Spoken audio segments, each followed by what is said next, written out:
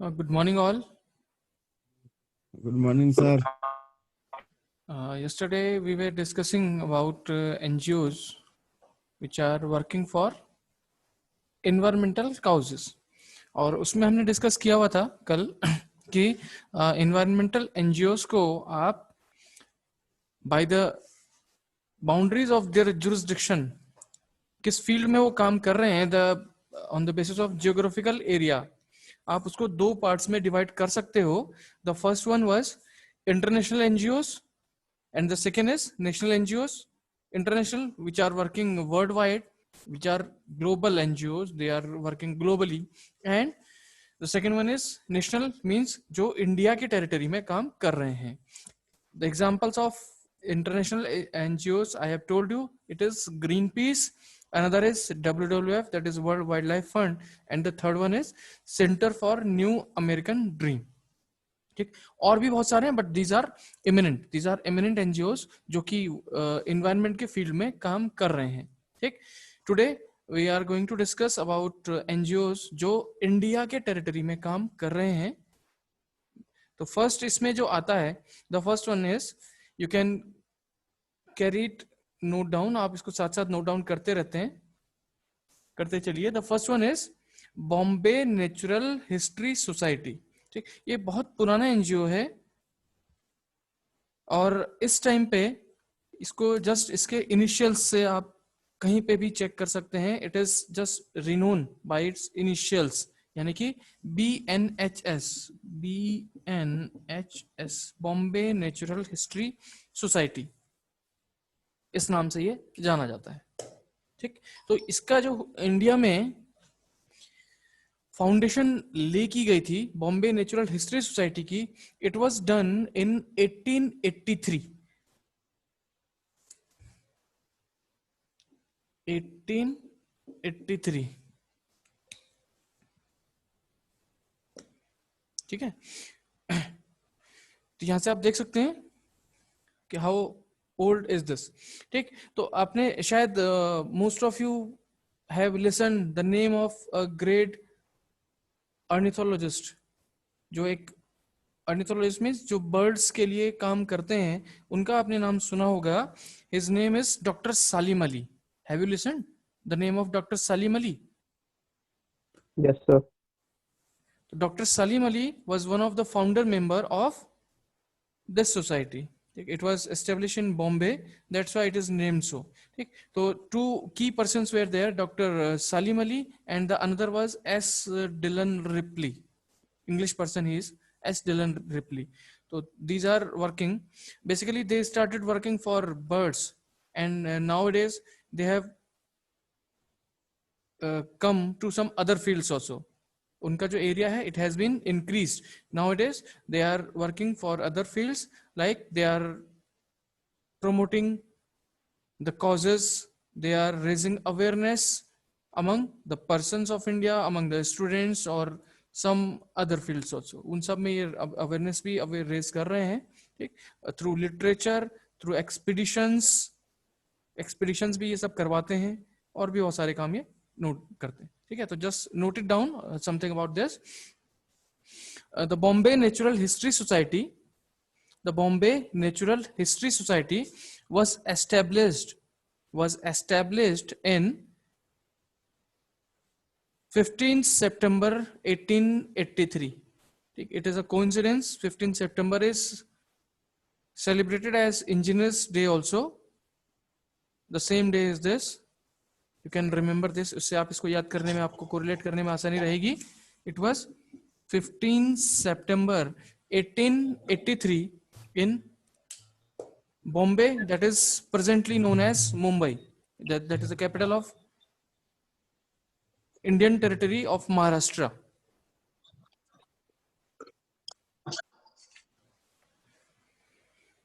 It is one of the largest non-governmental organizations in India, which is engaged. It is one of the largest NGOs in India which is engaged in conservation of biodiversity,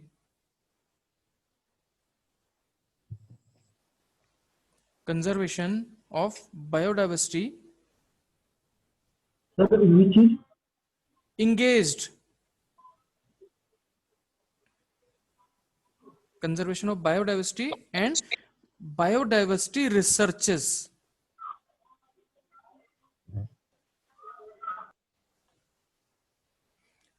They support many efforts through grants and publishing. They support many efforts through grants and publishing. Publishing means they publish documents. You have to, if you have to publish some research paper related to environment, related to biodiversity research, related to some other flora and fauna, तो they will help you. वो आपको help करेंगे. Grant भी आपको मिल सकती है and आपकी जो पब्लिशिंग है वो भी आपको मिल जाएगा. ठीक है. The Bombay Natural History Society, BNHS, you can write in this abbreviation or this acronym, Bombay Natural History Society was started by prominent ornithologist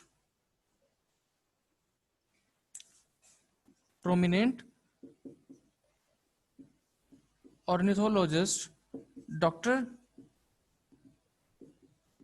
Salim Ali,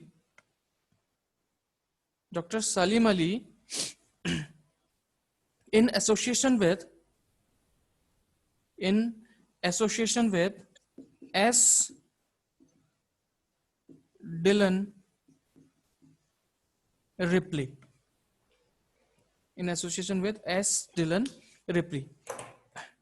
If anybody of you is from Maharashtra or you have some awareness regarding environment or some social causes, तो आपको शायद पता होगा there is a bird sanctuary in the name of Dr. Salim Ali.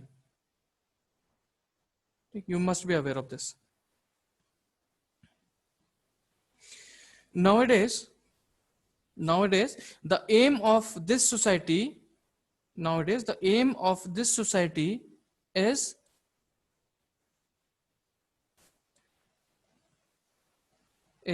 to spread knowledge of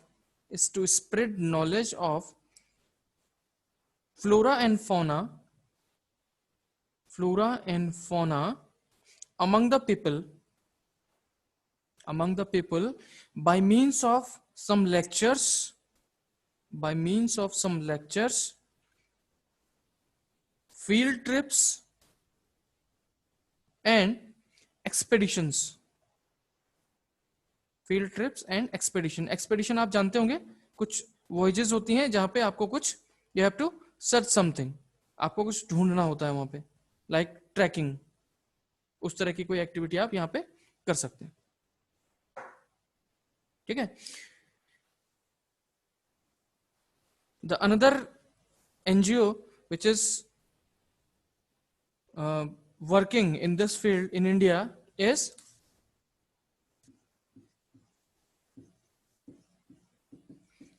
Assam Science Society. ठीक, ये भी बहुत पुराना एनजीओ है. 1953 means just 8 years after freedom of India it was established. इसकी स्थापना हुई थी. ठीक, और ये जो काम करता है, ये पहले इसका नाम गुवाहाटी साइंस सोसाइटी था, बाद में इसका ये नाम पड़ा है. ठीक, और आप जैसे आप देखेंगे इसमें जो असम और असम के जो नियर बाई स्टेट्स हैं, लाइक जो आपके नॉर्थ ईस्टर्न बेल्ट हैं हमारे, उन सब में जितने भी सर्विसेज हैं या साइंटिफिकल रिसर्च हैं, ऑल द साइंटिफिकल रिसर्च जो कि रिलेटेड टू इन्वायरमेंट और इन्वायरमेंटल एजुकेशन, इन्वायरमेंट ट्रेनिंग है, उन सब के लिए ये काम करता है. That is Assam science society. Just make a note of this also. Assam Science Society Assam Science Society was founded in 1953. Assam Science Society was founded in 1953 by the name Guwahati Science Society. Guwahati Science Society, and renamed in 1956. And renamed in 1956. Repeat, sir. Assam Science Society was established in 1953 as Guwahati Science. Guwahati, you know Guwahati, Assam old Yes, sir. capital. Guwahati Yes. Science Society, and renamed as Assam Science Society in 1956.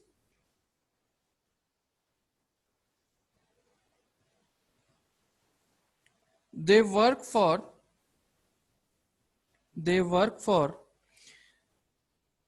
all scientific developments. They work for all scientific developments which are related to environment,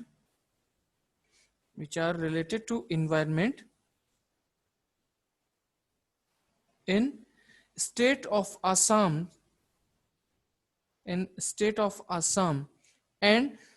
surrounding areas, especially in Garo Hills,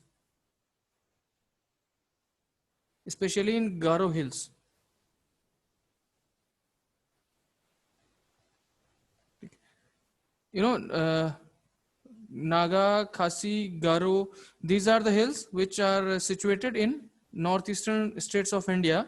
ठीक, और basically जो गारो hills है ये cover करता है मेघालय को, मेघालय में है ये, ठीक। तो वहां पे क्या है, वहां पे एक बायोडाइवर्सिटी कंजर्वेशन के लिए ये काम करते हैं, और जितने भी वहां पे फिनोमिना है या जो कोई डेवलपमेंट है जो कि इन्वायरमेंटल इफेक्ट कर सकता है, that is the cause for which this society works.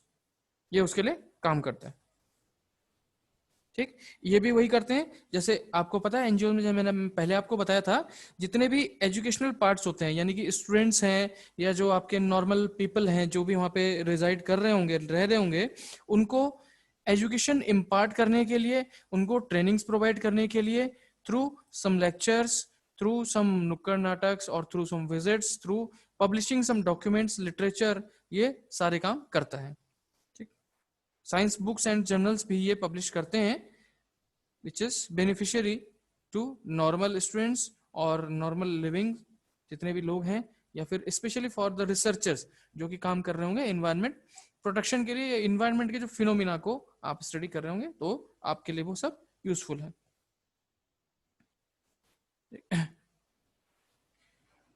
Next is centre for Environmental Education, CEE.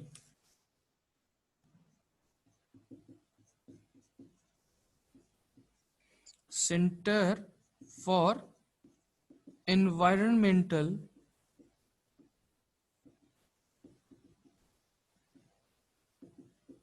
Education, CEE is the abbreviation of this.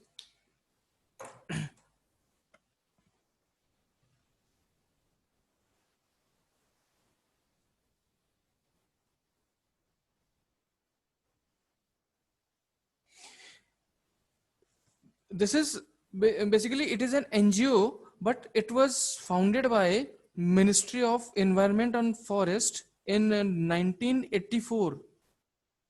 Government of India के जो मिनिस्ट्री ऑफ एनवायरनमेंट यानी पर्यावरण और one मंत्रालय है, उन्होंने ही इसको फाउंड किया है 1984 में, एंड इट इज हेडक्वार्टर्ड, इसका जो हेडक्वार्टर है वो है अहमदाबाद में। It is in Ahmedabad, Ahmedabad में वो सिचुएटेड है, ठीक। तो ये क्या करता है, ये बेसिकली जो ये इसका काम भी यही है कि इन्वायरमेंट अवेयरनेस को ये स्प्रेड करता है। ये क्या करेगा, जितने भी आपके डॉक्यूमेंट्स हैं या कुछ पब्लिशिंग है, मटेरियल हैं, उनको ये पब्लिश करता है, सर्कुलेट करता है, ठीक। और मोर देन 800 इन्वायरमेंटल कलेक्शंस जो कंसेप्ट्स हैं उनको ये अभी तक काम कर चुका है। ठीक, बेसिकली गवर्नमेंट क्या करती है, आप देखेंगे कि 1984 में ये एस्टेब्लिश हुआ है, 1984 में। तो हुआ क्यों ये? ठीक, देखिए वहां पर एक आपने अहमदाबाद जो है, Ahmedabad is situated in Gujarat, और गुजरात में क्या था, simultaneously in starting of 80s there was a project which was coming out, जो एस्टेब्लिश हो रहा था, उसका नाम था Narmada, Narmada valley corporation is the name of company. और नर्मदा बांध या नर्मदा बहुउद्देशीय योजना, मल्टीपर्पज स्कीम, जिसका जो रिजर्वायर है, it's reservoir is known as Sardar Sarovar, Sardar सरोवर उसका नाम है। ठीक, तो उसके लिए कुछ अदर एनजीओज भी आए हैं। तो वहां पे होता क्या है कि जब government start some projects, government कोई प्रोजेक्ट वहां पे स्टार्ट कर देती है, तो some people are in favour of that and some are in against, कुछ उसके अगेंस्ट होते हैं। तो like government has to establish something, तो उनको क्या करना पड़ेगा, they will have a consent, उनको सारे लोगों को एक हार्मनी में लेकर आना पड़ेगा।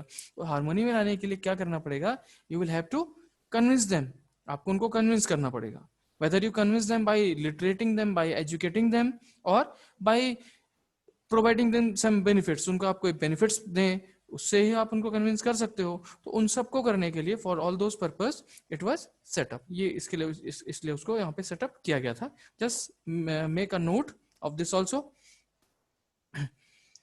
CEE, Center for Environment Education, CEE was established in 1984 in Ahmedabad. CEE was established in 1984 in Ahmedabad. It has a mandate. It has a mandate to promote environmental awareness,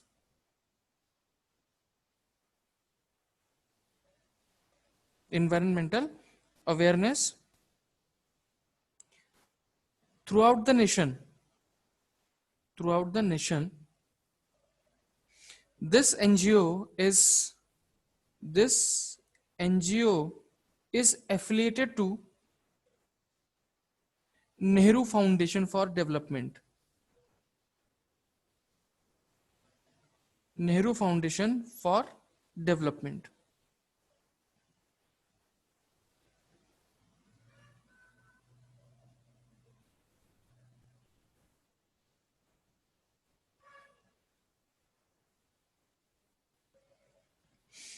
This NGO has a record.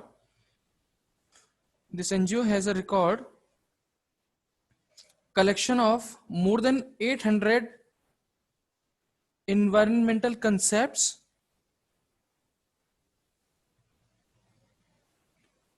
more than 2500 environmental activities. Sir, more than 800 के बाद क्या है? 800 environmental concepts, 2500 environmental related activities, and hundreds of case studies. यानी basically ये एक centre है, आप बोल सकते हैं कि it is somewhat like a library. It is a library जो कि आप वहां पर जाके स्टडी कर सकते हो। जैसे मैंने आपको एक केस स्टडी दी थी, I have provided two case study, शायद आपको याद होगा। तो सिमिलरली ये आप या तो खुद केस स्टडी कीजिए या किसी दूसरे ने केस स्टडी किया है, आप उसको वहां से रेफर कर लीजिए, वहां से भी आप इसको ले सकते हो। द अनदर वन इज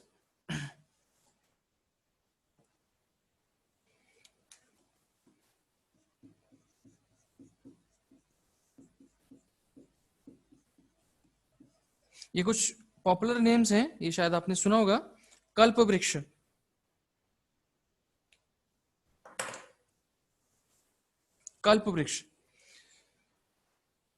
नाम से ही जाहिर है उसके कि they are working for environmental issues, particularly for trees. ये ट्रीज के लिए काम कर रहा है। तो इसका जो हेडक्वार्टर है ये 2 जगह पे बेस्ड है। It is based in Delhi as well as in Pune. Delhi और पुणे इन दोनों जगह पे ये बेस्ड है।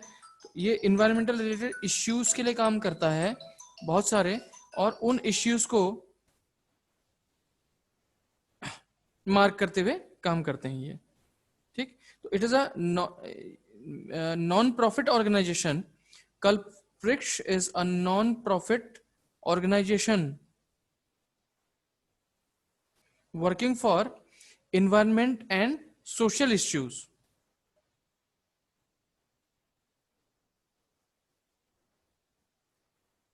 Social issues. This group was started in 1979.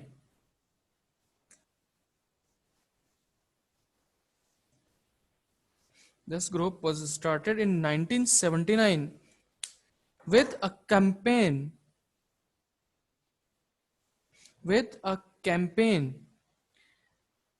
led by students in Delhi,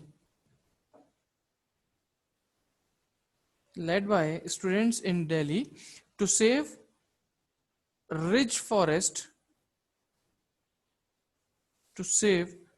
forest around Delhi.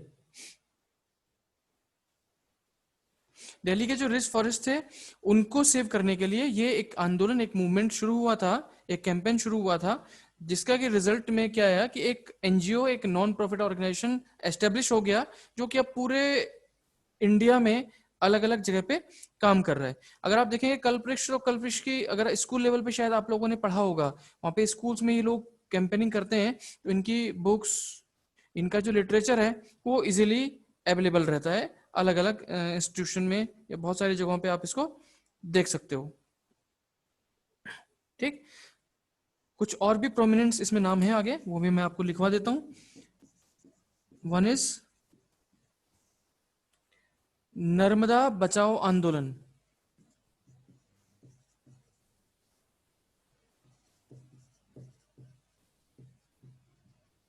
यही नाम है, this is the name of NGO. ये इसकी भी हिस्ट्री वही है जो यहां से है, but it was setup by government and it was setup by people. जैसे आपने सुना होगा, you must have listen the name of Medha Patkar.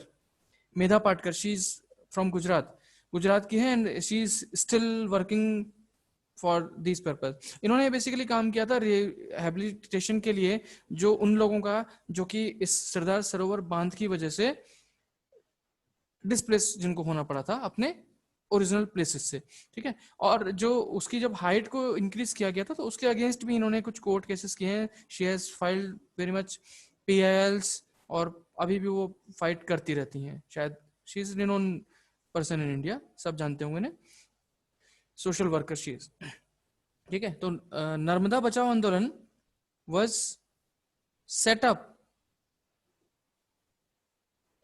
Narmada बचाओ आंदोलन was set up in 1986 under the leadership of Medha Patkar,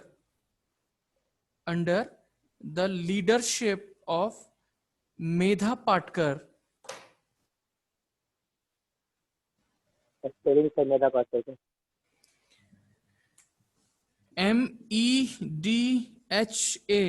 MEDHAPATKAR, Medha Patkar.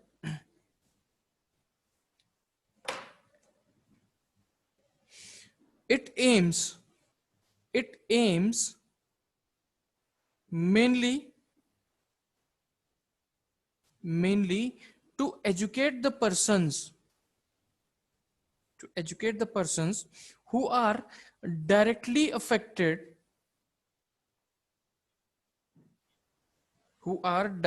affected by large development projects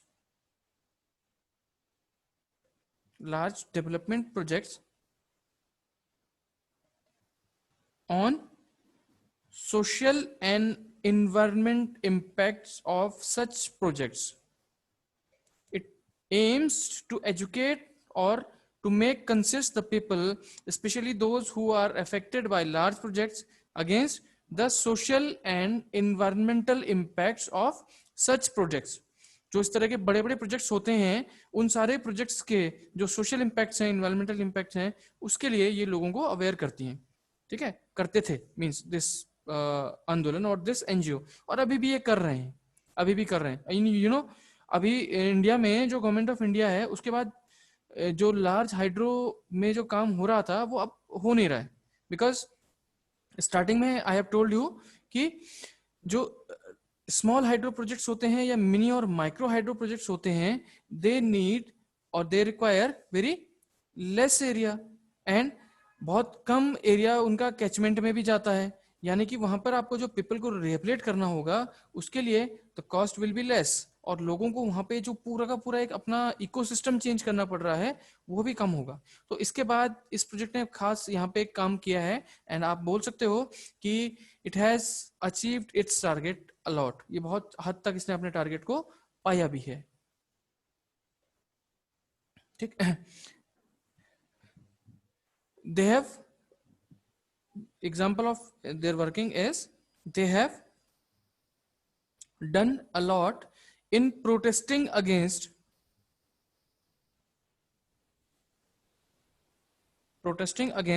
construction of large dams in Narmada Valley of Gujarat, protesting against the construction of large Hello, dams. sir. Hello, sir. They have done a lot in protesting against Hello.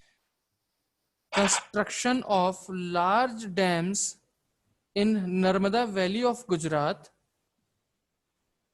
In Narmada Valley of Gujarat. Sir network issue हो रहा है, please चलो बोलिए।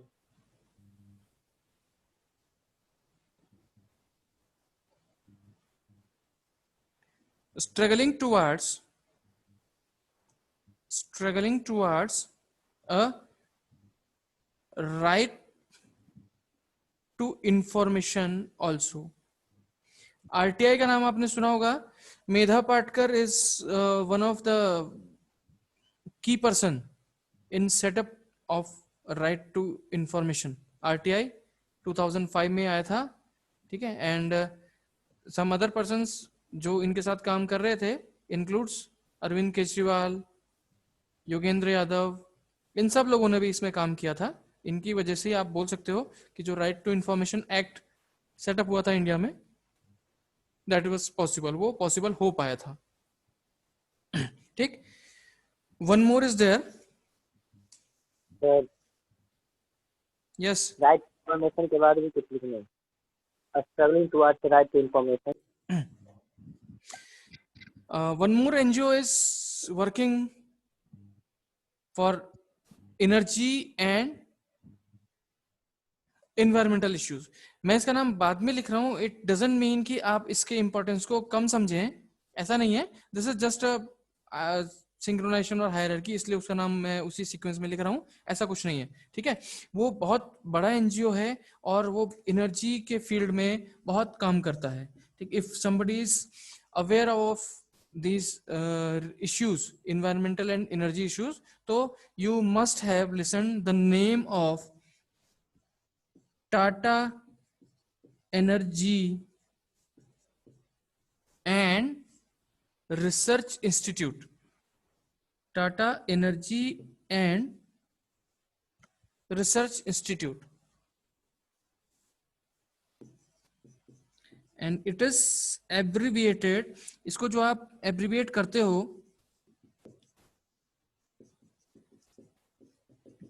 टेरी, ठीक है। अगर आप लोग को ध्यान हो, नाउडेज आप लोग ज्यादा ओरिएंटेड हो चुके हो टुवर्ड्स गेम्स और जो आपके एंड्रॉयड बेस्ड एप्लीकेशंस हैं इन सब के तरफ, लेकिन व्हेन वी वर किड्स, जब हम छोटे थे, और शायद आप लोगों को ध्यान भी होगा, जब ब्रेक्स होते हैं समर्स में, तो टेलीविजन पे, specially on national television, that is Doordarshan, DD metro भी आता था उसका पहले, अभी भी उसके बहुत सारे चैनल्स हैं, लाइक ज्ञान दर्शन इज देयर, जहाँ पे कि IITs के लेक्चर्स आप देख सकते हो, ठीक है। और भी कई सारे चैनल्स हैं जो आपको अभी देखने को मिलेंगे, जो अभी लॉकडाउन के बाद भी शुरू हुए हैं, उसमें आपको बहुत सारी चीजें इसकी मिल जाएंगी। If you want to spend time तो you can go through that. तो वहां पर एक क्विज आया करती थी, टेरी क्विज। तो this TERI quiz was sponsored by this institute only, वो इसी ने स्पॉन्सर उसको किया था। तो टाटा को आप जानते हैं, Tata is the group company of Tata sons, ये वही टाटा है, उनका एक इंस्टीट्यूट है ये, Tata energy research institute, TERI. It was establish in 1974। 1974 में इसको एस्टेब्लिश किया गया था, और ये एक इंडिपेंडेंट इंस्टीट्यूट है।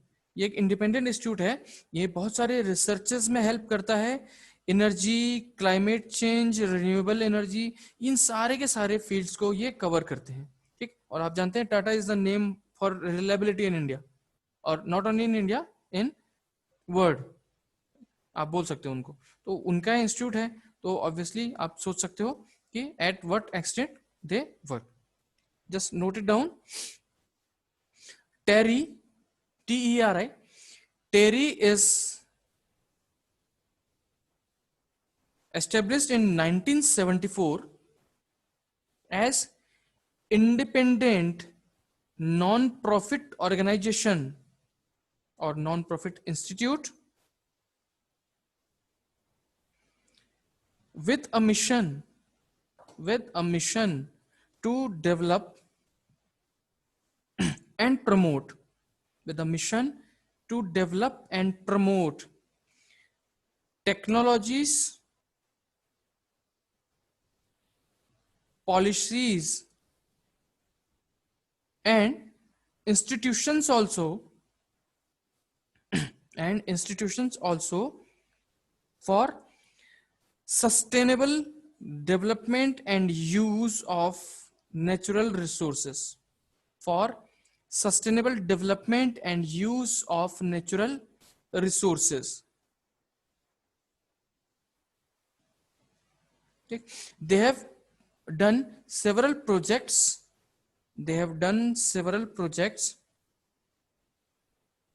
On energy, climate change,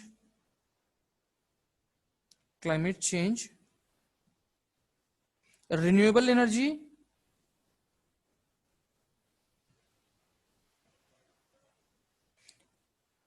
regulation of environment and environmental issues,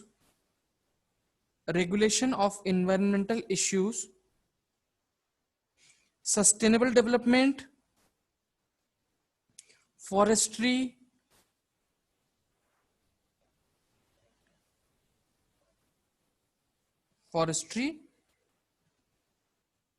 environmental issues के बाद forestry and biodiversity.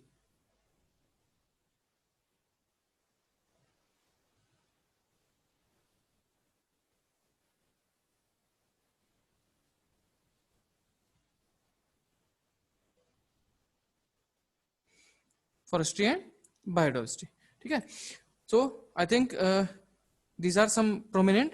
बेसिकली मैंने आपको उस दिन बताया था कि इंडिया में जो एनजीओस काम कर रहे हैं, they are in lakhs, millions, 80 lakh के आसपास, 8 मिलियन, इतने सारे वहां पे काम कर रहे हैं, ठीक है। But all are not prominent and all are not working seriously.